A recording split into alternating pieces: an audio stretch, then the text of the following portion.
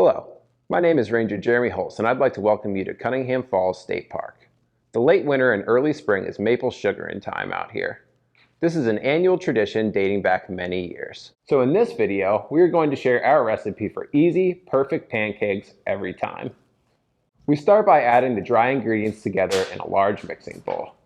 2 cups of all-purpose flour, 4 teaspoons of baking powder, a half teaspoon of baking soda, and 1 teaspoon of salt. Then just whisk to combine. Next, in a large measuring cup, we will start with 1½ cups of milk, then add 2 eggs, a 1/4 cup of vegetable oil, a half teaspoon of vanilla extract, 3 tablespoons of granulated sugar, and we'll mix all that together as well. Now pour the contents of the measuring cup into the mixing bowl and whisk just long enough to bring it all together, and then let it rest for 10 minutes. Over-whisking can cause the pancakes to become less fluffy.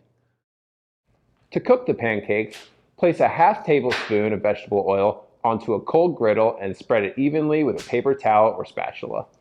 Now set the temperature to 350 degrees Fahrenheit. When the griddle is hot, gently pour the batter about a 1/4 cup at a time to form each pancake, and let it cook for 2 to 3 minutes. Once the pancake has cooked for a bit, you can gently lift an edge up and look for a nice golden brown. When the timing is right, give it a flip and allow it to cook for another 1 to 2 minutes. Cooking the second side will not take as long.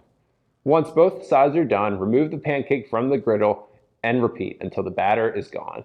Lastly, and most importantly, don't forget to add some delicious Maryland-made maple syrup. Now that's good. Thanks again for joining us. If you love maple syrup as much as we do, make a plan to attend our annual Maple Syrup Festival, where you can find tons of information, active demonstrations, and a whole lot more.